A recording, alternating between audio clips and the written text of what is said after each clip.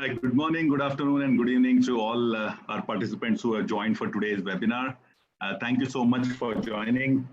Welcome to the CFA Society India's 17th webinar on how to navigate your career during turbulent times. My name is Biharilal, and I work as a volunteer with CFA Society. In my day job, I work with a Category 3 alternative investment fund called Abacus into listed equity. And I am glad to sort of, welcome today Anshul Lodha, who is the Regional Director at PageGroup to our webinar. Welcome, Anshul. Anshul has over 7 years of experience in recruitment with PageGroup. And prior to that, he has an interesting background. He has worked in Lazard, where he was part of the investment banking team. He has also worked with, ICICI, which is one.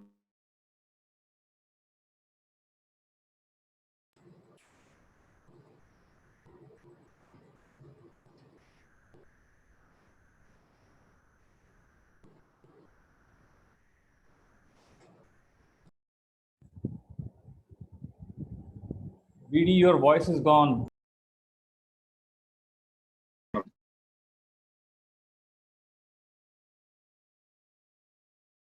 Sectors which he has across financial services. For participants, if you have any questions, please keep on typing in your Q&A box. We'll try and answer them as much as possible. Thanks, BD. Thanks for the introduction. Thanks to the CFA Institute for inviting me for this webinar.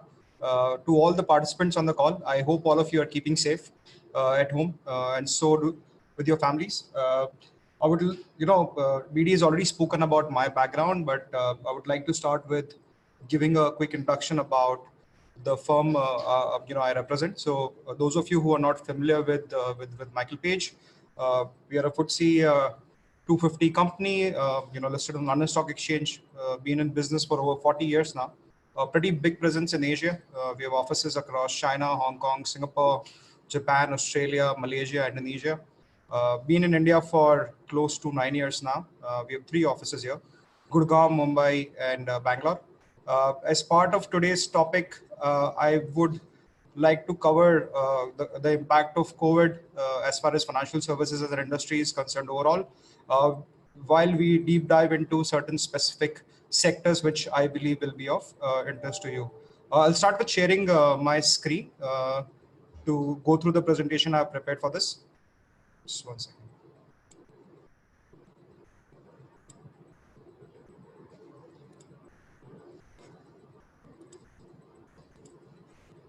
Is the presentation viewable to everyone? Yes, we can see the presentation. Okay, guys. So, it's been more than 3 weeks that we've all been working from home in India, and there's a complete lockdown which has been announced till 3rd of May. Hope all of us will be able to resume offices soon. What I would like to do in the presentation today is give you insights in terms of what certain sectors within financial services have gone through as a result of this impact, and what is our view in terms of mid to long-term hiring plans in these sectors.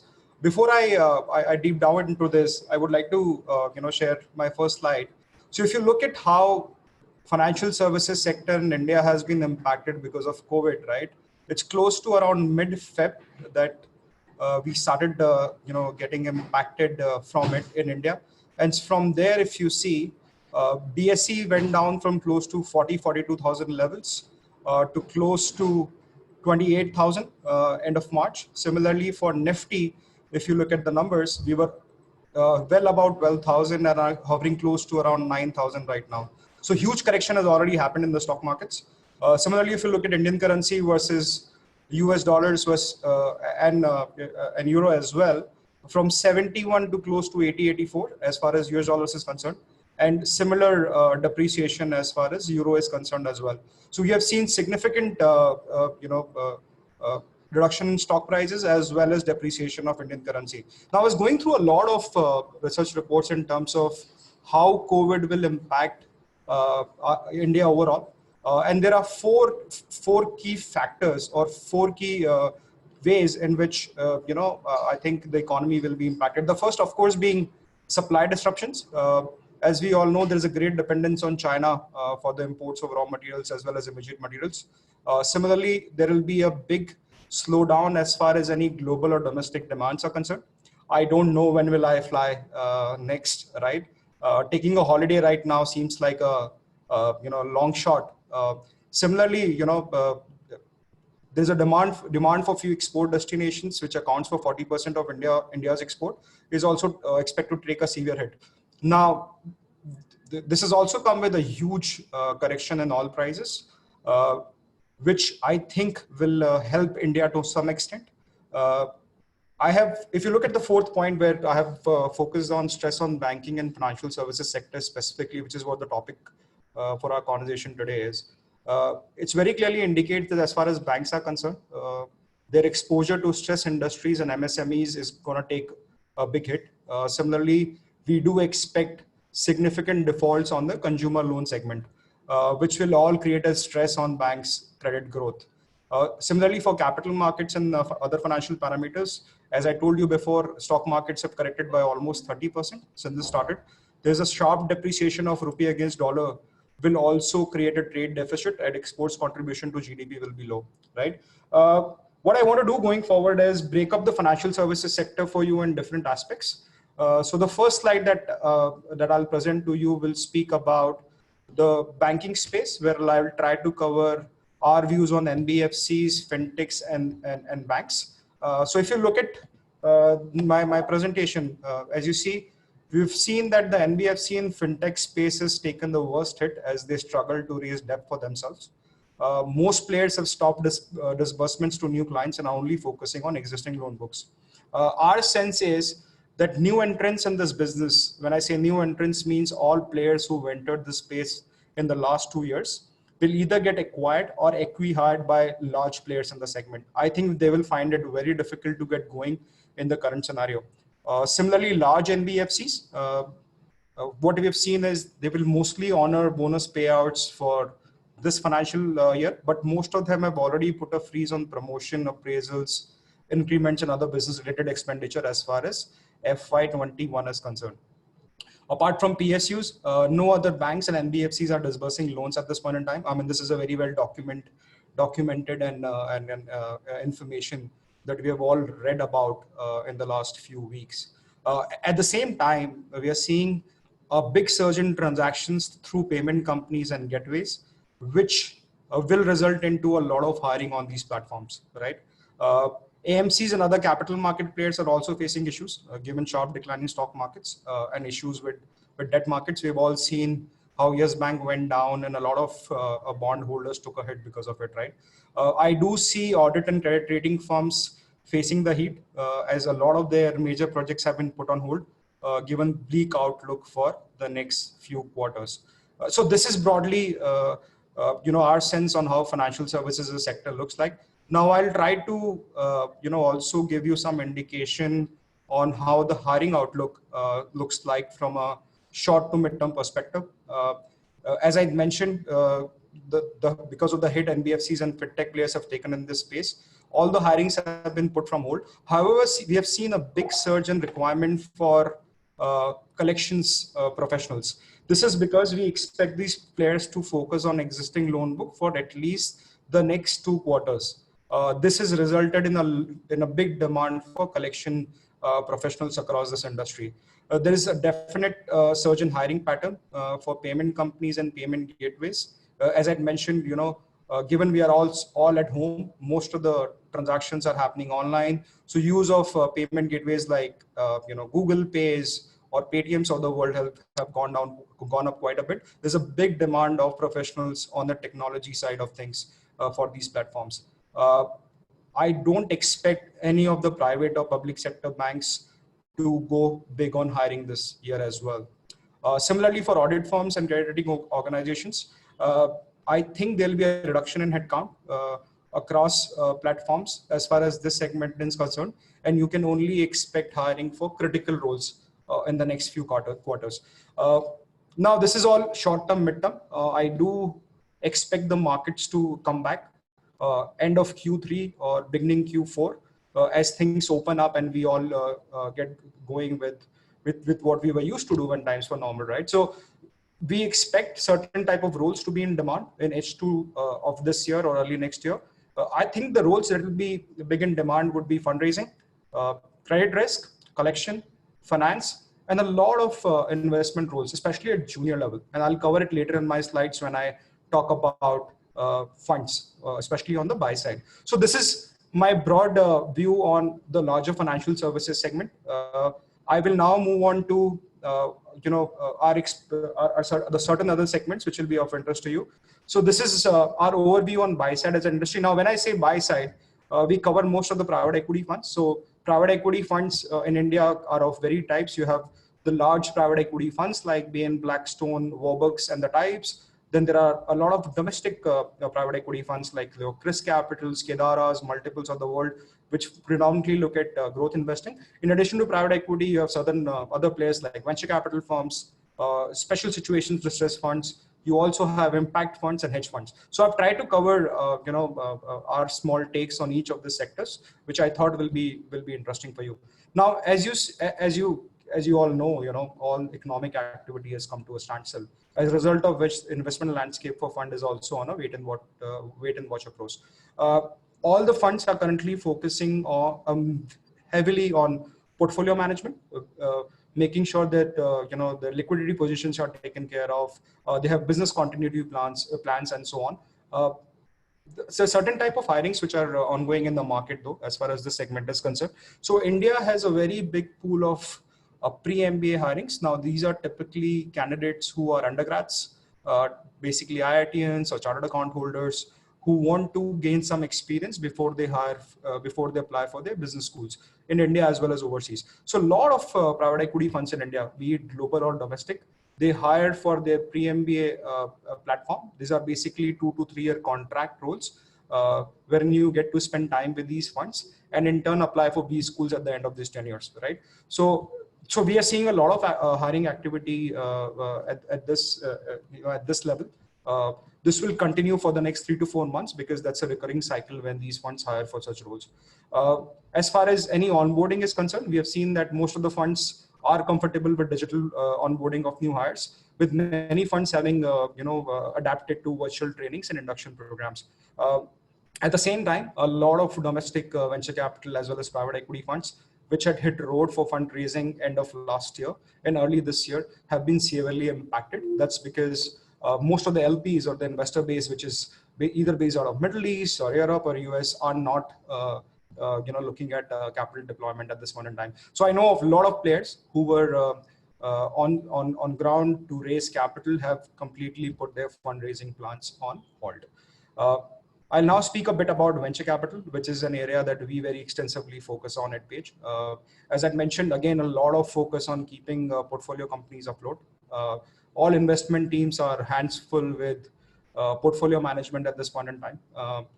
There's a certain theme of or a series of funds that focus on tech and purely digital businesses are again actively scouting for investment opportunities. So one of the things that came out of COVID was certain themes like health tech, ed tech, e-commerce became very, very prevalent and relevant, right? I've never, for example, heard of ed tech being so commonly spoken about in India. So these are certain themes which are being picked up a lot by venture capital funds right now, and they're actively scouting for deals in these particular sectors. There is selective hiring happening in the market at mid-level.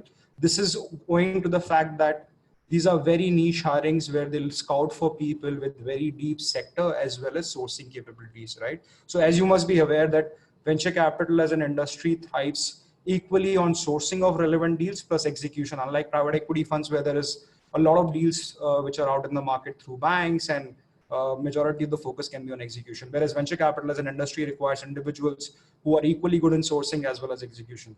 I don't expect too much of slowdown as far as hiring at junior level is concerned in this space.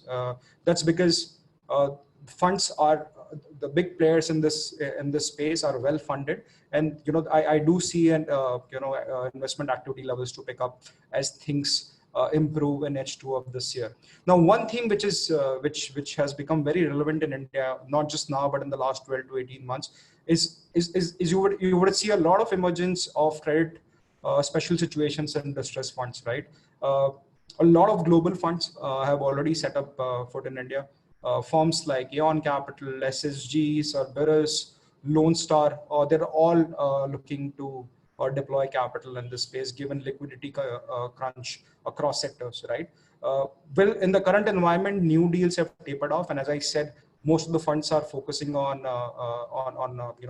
portfolio management at this point in time. We do expect this particular space to get quite busy in the next few quarters because of what's happening on the banking side, severe crunch and liquidity. A lot of meaty deals will be available in the market across sectors, right?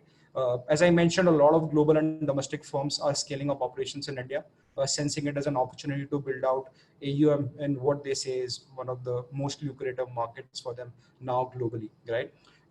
One thing I want to focus on about in this space is there's a lack of talent as far as special stroke distress is concerned in India. So that's why when these funds come to India, they look for talent from other sectors like banking, for example, investment banking and other buy-side firms. Now, I've been personally involved in setting up teams for a lot of these funds. And given the candidate landscape is quite shallow here, they always will continue to look for talent from other industries as well. As I mentioned earlier as well, we do expect hiring across levels in this segment in FY21, with new entrants also looking to set up offices in India. I'll take you through more subsectors within financial services shortly. But if you have any questions on whatever I'm mentioning to you right now, I'm happy to pick it up at the end of the presentation. Now I'll move on to the next piece, which is the private equity piece. Now, when I've defined private equity for you before. These are basically all the global as well as domestic private equity funds, which typically look at growth and buyout investing in India. Again, as I said, clear focus on managing the portfolio companies. The new deal activity has clearly slowed down, but we do expect it to be picked up at the end of Q3, beginning Q4, because all these funds are on a wait and watch mode right now. They would want to see the economy settle down as well as businesses, to come full stream before they have a clear outlook in terms of what future looks like. Three traditional sectors which have been hot in India from investment perspective, I think will continue to be attractive for these funds. So basically financial services, tech and healthcare will continue to attract most of the capital in country. We do expect funds who have recently raised capital to build out teams at junior and mid level, with few select hirings at senior level as well. Now, a lot of these funds at senior level look at deep sector experience.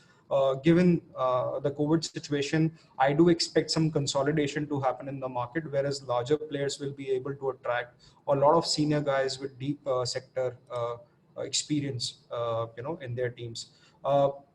I don't expect too many new entrants to come in the market this year, partially because of the grim global outlook, and also because of the fact that private equity as an industry is fairly well developed in India already as compared to, say, distress or special situation space, which is still at a very early age, as far as their evolvement in India is concerned. One theme that we have also seen picked up in the recent past is impact funds, where I've seen a lot of deal and hiring activity across impact investment as well as consulting firms.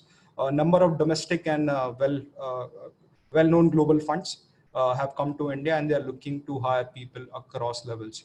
A few sectors that they heavily focus on are education, healthcare, and microfinance. Now moving to the hedge fund space, which I think will be a very interesting space to watch out for in the next 12 to 8 months, given the huge correction in stock markets, just not in India, but across the globe, right? So hedge funds who had recently raised capital or were sitting on cash before onset of COVID-19 have really increased their investment activity in India. We do expect a lot of domestic hedge funds or long only funds with good track record to be able to build large AUMs in India and raise capital, right? This is because not only institutional investors, but retail investors in India will also be very keen to participate, given the heavy correction that has happened in the markets, right? India already is. Before we walked into COVID, we were seeing a lot of interest from hedge funds globally who would mention to me that they are looking at India very proactively now, and this correction will only create an impetus for them to either set up shops here or to hire India dedicated resources in their global offices. We have received a lot of queries from large hedge funds who've not necessarily had a base in India to either hire India dedicated resources based out of Hong Kong, Singapore, Europe, or US, or potentially look at setting up offices in India. As I said, this is a space where the number of investment professionals are lesser as compared to private equity or venture capital funds. So most of the hiring is expected to happen at junior levels, which is basically investment analysts and associates. So the way hedge funds operate is there's basically a partner who is responsible for the sector, and they're in turn supported by a small team of analysts and associates, which basically give them all the firepower to look at sectors and the geographies that they cover. So this is broadly my view on buy side as an industry. Now moving to investment banking, like any other sales-oriented business, has of course taken a big beating because of the ongoing COVID situation. And the revenues for Q1 were down 33%. This is on back of the fact that M&A and debt capital market transactions were quite low. Q1 for investment banking firms looked good on the ECM side because of big IPOs, including SBI Cards, which was launched in Q1. But I do expect this to taper off in the next few quarters as significant corrections in stock markets will delay any future IPOs, right? I do think that their revenues will take a hit for the next few quarters as well, which will result into consolidation as well as retrenchment, especially at with boutique investment banks in India. Hiring at junior level. So a lot of investment banks in India, in case you're not aware of, go to IIMs to hire for the analyst programs. They do hire from a lot of Big Four and other platforms to fill in the analyst and associate level every year. I do expect a slowdown in hirings at these levels, given the uncertain deal environment across all sectors and asset classes, right? One of the themes that we seem to be picking up in this space is there's a big demand for senior level bankers, which are basically coverage bankers and sector experts with deep client relationships in the market. Now, these bankers are being sought for by large investment banks, which are well capitalized, as well as boutique sector specialist players who are now offering them very attractive platforms, given sensing that the firms that they are currently working for may not be the best platform for these guys. So we do expect a lot of senior level movements in the next few quarters as far as investment banking is concerned. Now moving on to corporate strategy and M&A, we find this space very interesting. It's very less spoken about in India because most of the finance professionals are either looking to move to private equity or investment banking, wealth management, insurance in this space. We have really seen a big emergence of corporate strategy development and M&A roles. Now, this is across corporates, be it both traditional industries as well as new age startups. Now, as far as this space is concerned, corporates are facing dilemma whether or not to continue engaging on deals they were considering before COVID-19 breakout. Traditional industries, of course, have put a stop to all the ongoing prospective deals that they were looking at.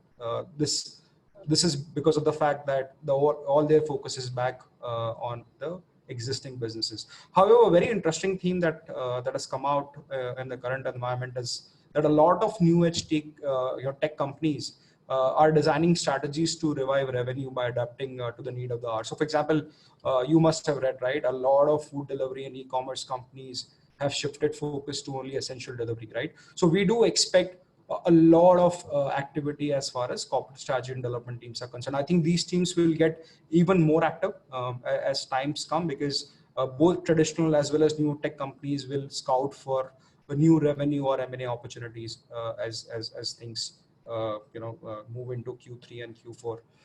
M&A teams for large groups and conglomerates are also witnessing value correction in stressed assets. So we do expect deal activity to pick up later this year. And as a result of which, we do expect hiring to happen across these teams as far as large firms or new age tech companies are concerned. Do watch out for large corporates and well-funded startups in case any of you are interested in moving into corporate strategy or development roles. We do expect them to ramp up their teams quite aggressively in Q3 and Q4 of this year. Now, moving on to wealth management, I think this is one sector which has been impacted the most as far as the broader financial services space is concerned. We've been in touch with almost all large wealth management firms in India, both domestic as well as global, and the situation doesn't look too bright. All their hiring plans, of course, have been put on hold, except one or two large players, which are again using their parentage and platforms to attract senior RMs with large and stable books to their platform, right? Candidates in this space are also increasingly looking to move to platforms with solid parentage and profitable operations because they believe, COVID will impact this industry a lot, and large players which are well funded will only be able to sustain it in the mid to long run. We haven't seen many job cuts in India as yet, but same cannot be ruled out if things don't improve in the short to mid term. This is because it's a very, wealth management has seen a big growth as far as the number of players and headcount. When I say headcount, means relationship managers in India are concerned, and a lot of them are operating at very thin margin. So unless things don't change very quickly, we do expect some more, heat as far as this sector is concerned. Now, depending on how soon things pick up, we can expect the industry to come to some sort of normalcy in Q3 or later this year, right? Do look out for any relationship manager, product or advisory roles with large domestic wealth management firms, because wealth management is one space where I definitely see a lot of consolidation happening as a result of the COVID situation that we are looking at. Now, it's been more than 3 weeks and maybe as a group for us, more than 6 months, because we have a very strong presence in China. And I think COVID started impacting our China business in close to November or December. So as an organization, we have now gone through close to 6-7 months of dealing with COVID across all our international locations. India, I think, took the impact a little later as compared to, say, China and then Europe, US, and so on. So we've been doing regular surveys with our candidates as well as clients, and these studies have revealed some very interesting aspects. Some of them I've shared with you on the slide. So one of the surveys that we conducted came out with the result that in India, employees are having an average 4.1 virtual meetings daily. Now, this is very high as compared to an average of 2.4 meetings across Southeast Asia and India. So so we had basically conducted the survey across Southeast Asia and India, and the feedback that we got from the survey was the virtual meetings that are done daily in India is far higher, or much higher as compared to the Southeast Asian countries. 90% of the employees who were part of the survey, mentioned that their companies were well prepared for the shift to work from home. 7 out of 10 employees in India said that their professional stress levels have increased since onset of COVID-19. Same holds true for me as well. I don't think I have ever worked from home for so long during my entire professional journey as yet. A lot of our clients have prepared quite well by moving the interview processes to a lot of audio and video platforms. So what we have seen is, it took all our clients between 2 to 3 weeks to settle into work from home and to get a sense on how the businesses would look like. But a lot of them were very efficiently able to move to interviewing candidates through audio and video platforms as far as initial round of interviews are concerned. Now, most of these interviews in the past used to happen in person, but they've realized that they can use this time and opportunity to conduct major part of the interview process through audio and video platform, bearing final round of interviews, for which I think will only happen once things open up, right? There's marked difference in performance of companies with strong business continuity plans, of course, as compared to companies which were not equipped with the right infrastructure to support work from home, right? So, for example, as I can talk on behalf of Page. Within a week, within 2 or 3 days of us sensing that will be impacted in Mumbai at any point in time, and we'll have to look at work from home. We were able to very quickly migrate. Close to 160 employees in India were very quickly able to migrate to work from home. Digital onboarding again has become a norm across most of the industries. So a lot of candidates who've joined our clients in the last 3 to 4 weeks have onboarded digitally. We have received great feedback from our candidates in terms of how efficient some of the clients have been in terms of either providing them with a laptop or login on the first day of joining, and ensuring that all their induction trainings are happening on time, though all of it is being done virtually, right? Most of the trainings, again, as I mentioned, are happening through digital platforms like Zoom, the same platform that we're using for the webinar today as well. Now, as far as the impact on sectors or employees are concerned, a lot of sectors have taken a beating.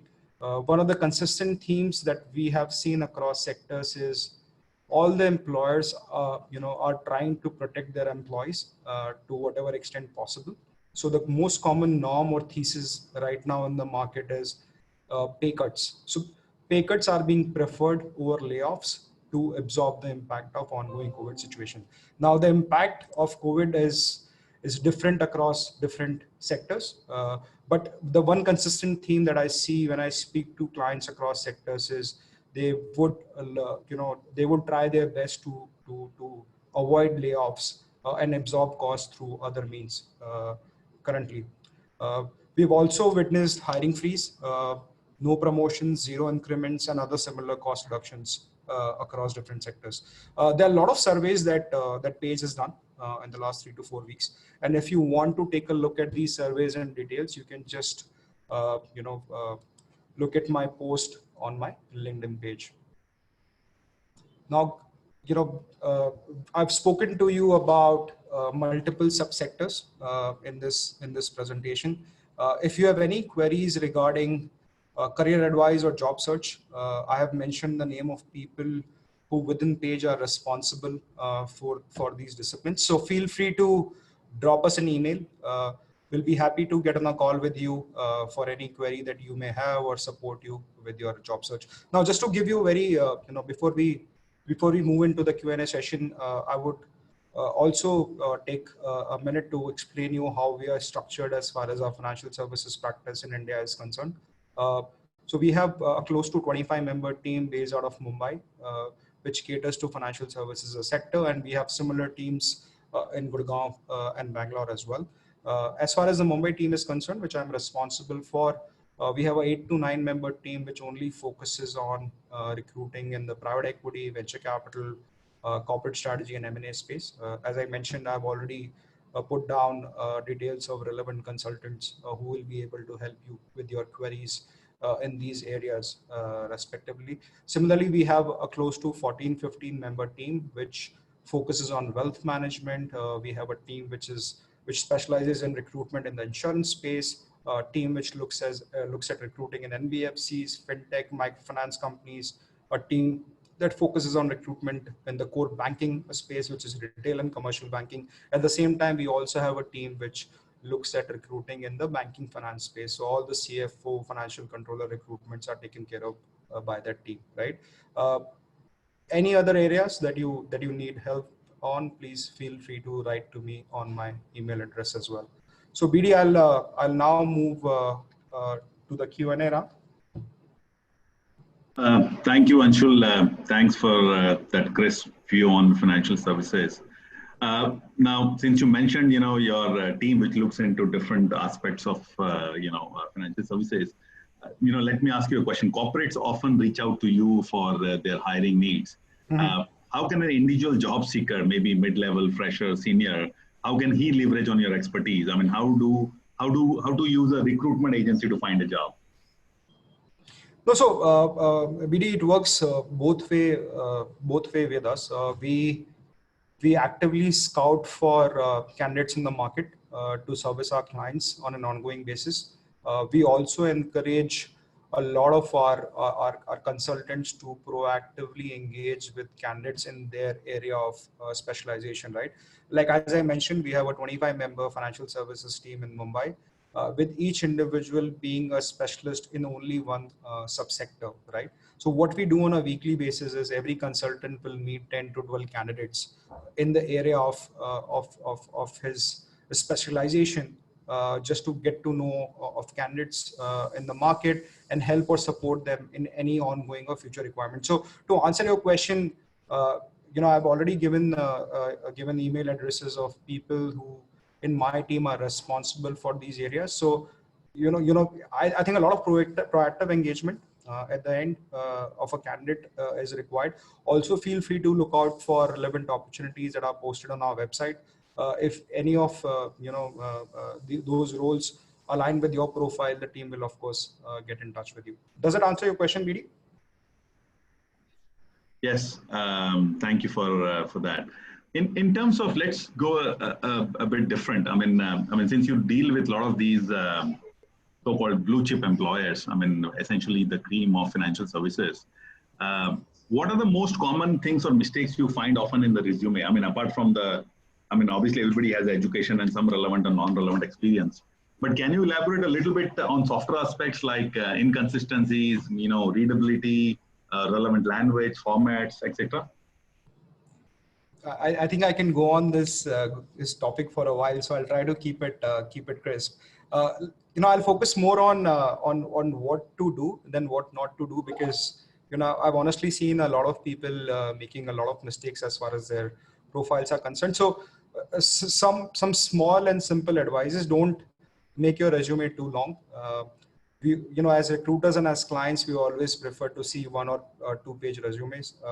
Don't put in too much of text in your profiles, right? Try to keep it crisp. Try to focus more on 3 broad areas. Of course, one being your your educational background. The large part of your CV should be about your professional experience. And when you go about defining your professional experience, make sure that you use bullet points and make it crisp. One of the areas where we really struggle to evaluate candidates are people who have too long resumes and there's too much text in there.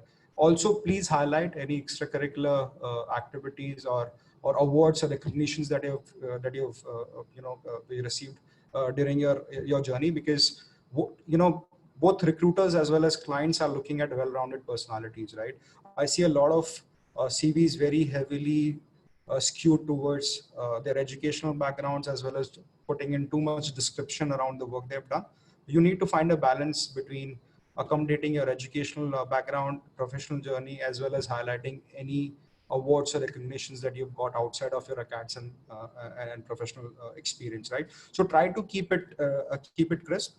Try to find a good balance in terms of covering all 3 areas. And as I said, please don't make CVs which are more than 2 pages. It becomes a little difficult for us to go through them in such details. Sure. In terms of movement, I mean, somebody who just joined, and suddenly situations like COVID come on board. So how do you vet? I mean, how do you obviously vet your next company or next move, whether it's the right fit or not? I mean, more from a culturally, obviously there are startups which are well funded and those can help. But is there a way you help candidates also find the right culture or right fit? So, good question, BD, because, when we sign up with any of our clients, I think, of course, one big aspect that our clients talk about is, having the right technical fit for the role that they're looking for. But I see increasing focus now in India as we are maturing as a market, where clients are seeking a lot or asking us a lot of questions on the cultural fit of the candidate, right? So when we speak to our clients, a big part of our job brief or the work that we do is focus on the culture that the company has and what kind of candidate they're looking to hire, which they think will be a good fit in the company, not just from a technical perspective as well as cultural perspective as well, right? So we do already put in those checks when we run searches for our clients. Now, as far as the candidates are concerned, I think all of us know, to some extent what our capabilities are, what kind of a person I am. So of course, as a candidate, you should ask any recruiter that you're working with or any client that you're interviewing for, not only aspects around the role, the teams that you're joining, and the responsibilities, but also try to get a good indication in terms of what kind of culture the company believes in, and try to relate it with whether it resonates with what you want or not. Because increasingly, while you may be able to get a job based on your technical fit, your longevity or growth in the company is going to be a big function of whether you are a cultural fit to the company or not, and vice versa, right? So I think that's very important for both the client as well as the candidates that are interviewing for different companies, to get a good sense on what the company believes in, what the cultures and values they look to drive, and then see a fit for themselves as far as those aspects are concerned. Now, coming to the second half of, in the ongoing situation, what type of companies to look for, needless to say, please make sure that you're evaluating opportunities with very solid parentage, where the companies have been in business for long. They can see through this situation, given their strong balance sheets. Avoid any companies which are not sufficiently or adequately funded. I think I think at least for next 6 months, be very conscious of what type of opportunities you look out for, or what type of companies you want to interview for. Sure. Let's move on to the worst nightmare of a recruitment agency situation, where you hired a candidate, he accepted the offer, but he doesn't show up at the day of joining, or rejects offer at a very, very later date. I mean, impact of company, your views, and what ideally should be done from a candidate perspective. Oh, that's a total nightmare, BD. I hate to wake up on the days these things happen. Clearly avoidable. Having said that, these things do happen quite often. We see this happening more at a junior level, though, because I think at mid to senior level, people are more sensible in terms of how to deal with such situations. To answer your question on how to deal with it, see, it's very natural.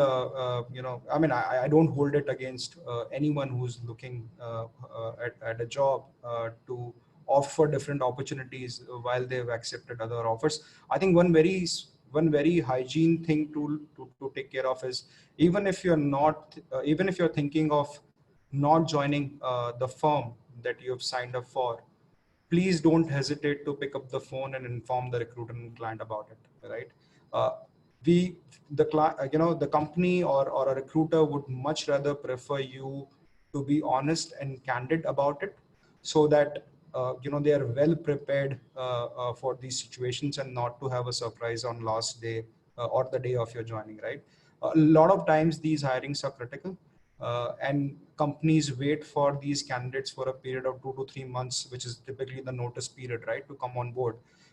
If you don't disclose this information to the companies, they lose that critical time which they could have used to hire a replacement, on your behalf.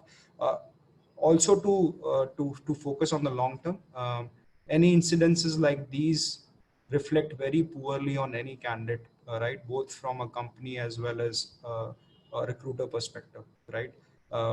You do this once, it's a small market, and you will carry that tag with you from a long-term perspective. So a very, very easy thing, or very, a simple situation or simple way to handle with the situation is to be candid and be open in terms of disclosing it to both the recruiter as well as the company that you're working with in a timely way.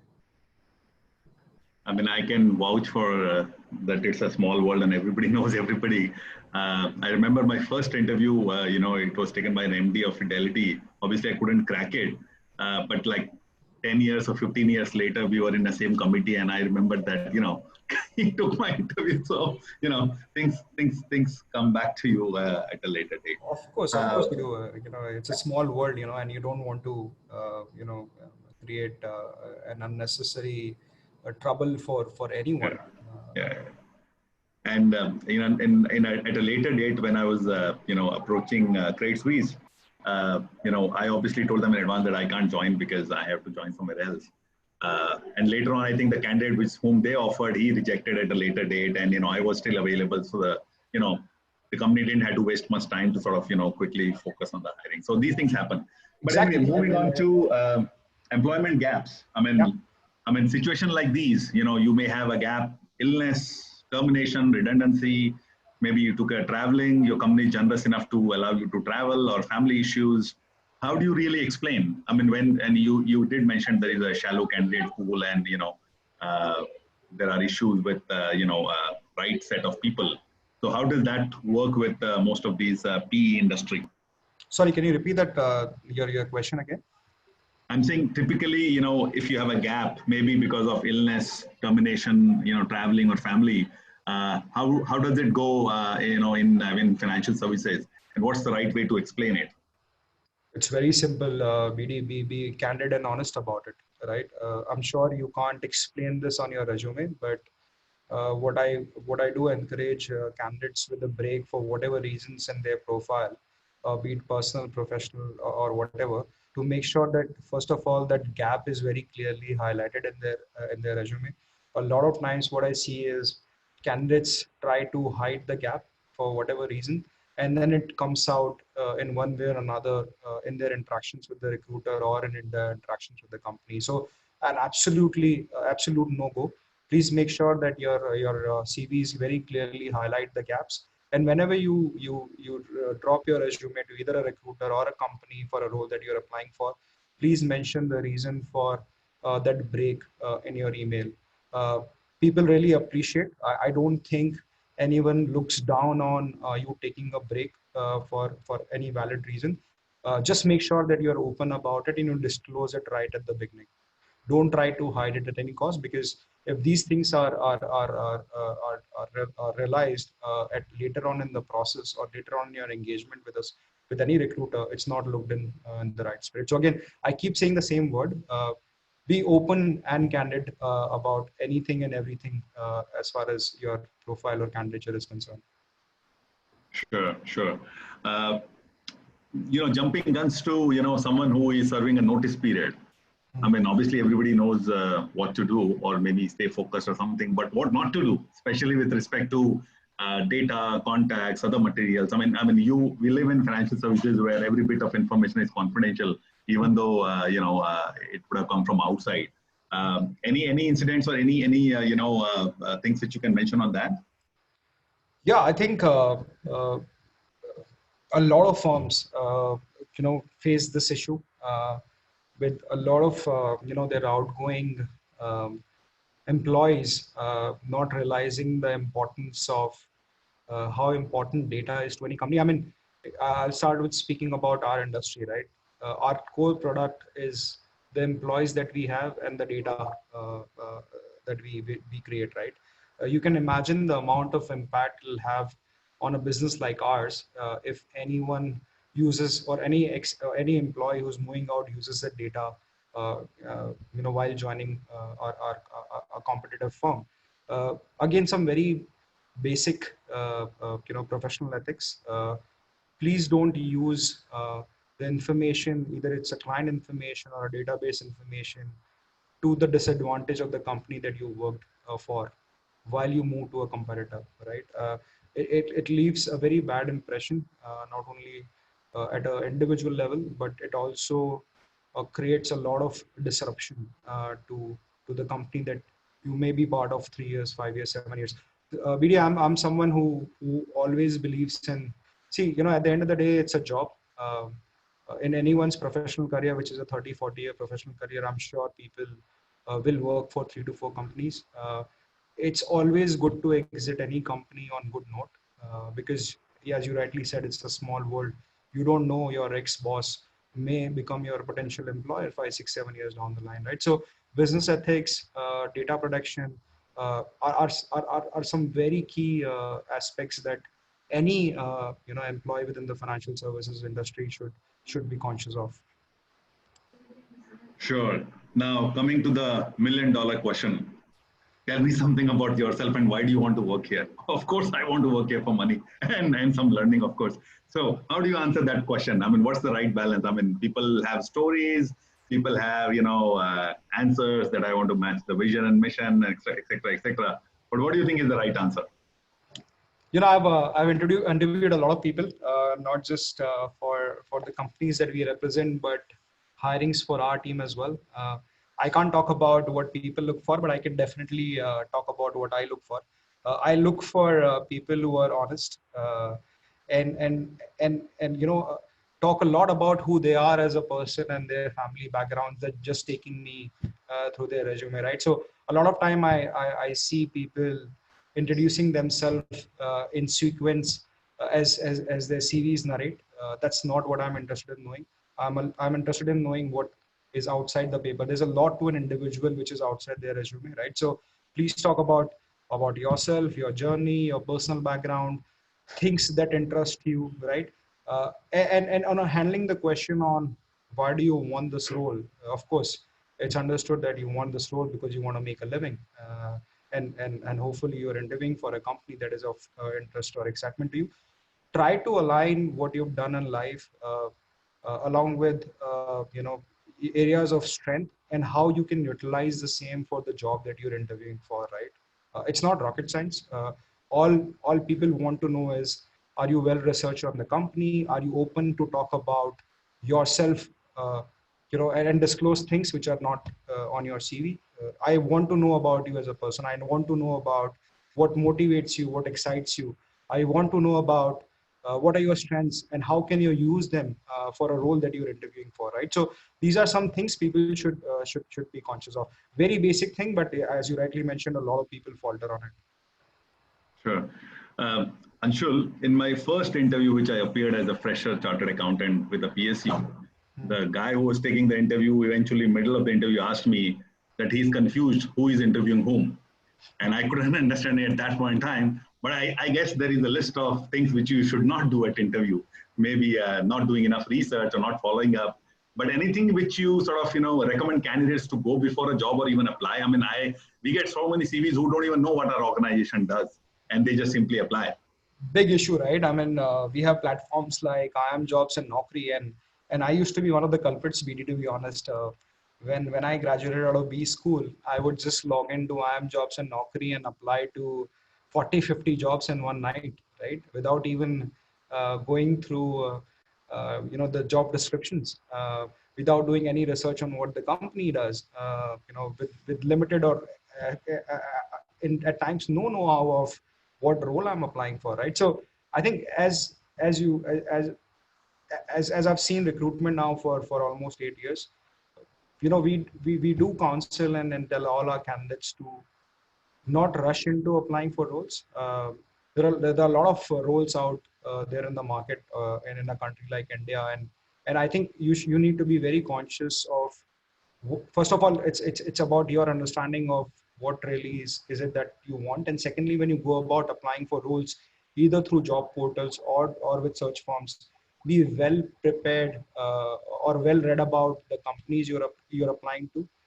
Have good info on the roles that you're applying for, so that when you speak to any corporate or to any recruiter, you are already, you establish a lot of credibility in the beginning itself. We always love to speak to candidates who know, what they're looking for generally as their next career move, what kind of companies will be of interest to them, and also are well researched on any role that they apply for. I would never want to pick up a phone on a candidate who applied for a role not knowing what it is for, right? It's an absolute waste of time, I think, as far as any company is concerned. Sure. In terms of now hiring methods, now, I mean, a lot has changed since LinkedIn came in, and, a lot of consultants as well as a lot of companies also directly, acquire talent through LinkedIn. How good or bad, getting hired through LinkedIn is? I mean, are there some best practices you should have it on your profile? I'm assuming if you're looking at a mid-level career, you're going to check out who these connections are and what the references are. Very good question, BD. I think the first step would be to have a neat and a detailed LinkedIn profile. we also post a lot of jobs on LinkedIn to attract candidates to apply to us. Now, where we really struggle in terms of filtering those candidates in terms of whether they are a fit or not is when their LinkedIn profiles are not complete. So, my first advice to anyone who's looking for job opportunities through LinkedIn is to make sure that they have a good LinkedIn profile in place. Put in a nice picture so that people know who you are. Please describe the roles or jobs that you've done in detail, right? Because a lot of times now people use LinkedIn profiles as substitute for your CVs, and there are some really nice LinkedIn profiles. A lot of them that I go through nowadays, which are so detailed that you don't really need a CV. They're so well represented, right? So, please make sure that if you're looking for roles through LinkedIn, your profile page or your LinkedIn profile is quite detailed. There are a lot of people, who want to move from maybe IT to IB, from local private equity to global private equity, from wealth management to valuation, buy side to sell side to buy side, vice versa. How does that movement work? Are there any do's, don'ts? Does it actually happen, or people look for something else? I've lived through that journey myself, BD, when I really wanted to work for an MNC investment bank before and after my B school. And I think one thing that worked for me is a very clear focus in terms of the fact that I wanted to be part of investment banking as an industry, right? So everything that I did, be it my education or be it my focus from a job search perspective, was all directed towards it, right? So first thing is as you rightly said, knowing what you want to do, and once you realize what you want to do, to be very focused in terms of moving towards it. Education, I think, is a relevant education background. I think is really important. Knowing what you want to do is really important. But I think what's also equally important in current times and environment is to be able to connect with people in the industry, especially if you're looking to break into it at a junior level, right? Simply applying to jobs on job portals when you're not part of wealth management industry will make it really tough for you to break into it, right? So my suggestion or recommendation to people is, if you're not part of a certain industry and I aspire to be in addition to gaining more knowledge or education about it, try to connect with as many people as you can in the industry, right? That I think is the best way to make an inroad. Because if, for example, if as a company I see a candidate who's taking a lot of interest in being part of the industry that I am in, has had regular engagements with me, and is able to establish that this is an area where he or she will be a good fit, I would definitely want to at least consider them from an interview process perspective. But long short of my answer, make sure you focus on a lot on connecting with relevant people in the industry you're looking or you're aspiring to break into. Great. You mentioned in your CV that a lot of these PVC firms look for that pre-MBA batch, looking to hire maybe freshers, and then eventually, it's a 3-year program. Any names which are available in public domain which you can mention, people who hire such lots? BD, every good private equity venture capital fund in India has this program. So be it your global private equity funds like a TPG, Carlyle, Blackstone, to a domestic private equity fund like Samara or a Kedara. Same stories for every venture capital fund, right? I think this is one program which is become the most consistent feature of hiring on buy side in India for the last 6-7 years now. And every year we place close to 40 to 50 candidates in these programs across private equity and venture capital funds in India. Yeah, so if you are a CFA charter holder or a chartered accountant or an engineering grad who's worked for a year or two in investment banking or consulting and are looking for a 2 to 3 year stint with a private equity fund before you apply for your B schools in India and US, this is one area which has become very prevalent in India. And as a firm, we focus a lot on hirings in this space. Sure. In terms of, candidates, a lot of these people have this dilemma of not having relevant work experience. And I think there is a confusion between having relevant work experience and ability to add value. I mean, you might have the right education, but it doesn't need to have relevant work experience. You may be, you might require to add value. So where do you sort of find the balance? I mean, how does the organization look at people from not the same backgrounds? I'm assuming if a PE is looking to hire, they might look for operational expertise rather than financial expertise. Financial expertise is given. So yeah, BD, I think if I understood your question right, and I'll take the example that you highlighted at the end of your question, hiring for private equity funds, right? So every industry has a preference in terms of what background of people they want to hire from. So if we, for example, take the case of private equity funds, they have a very clear preference of hiring someone with either very strong financial modeling experience or very strong consulting background. Because if you look at buy side as an industry, there are two core skills you need to have. One is the investing skill set for which you need financial modeling skills. And secondly, once you invest in a company, to be able to manage the company, in a way that you can get a 2-3x return out of it in 4 to 5 years, right? So a mix of financial modeling experience plus operational experience is something that these guys look for. Similarly, for every other industry, they have their set preferences in terms of the background and experience that they look for when they scout for talent for their own companies. In terms of financial services, is there a holy grail, or is there a sector which is least impacted in terms of the current pandemic? I don't know of any sector which is not impacted right now. But yeah, I would assume financial services is a sector which gets hit.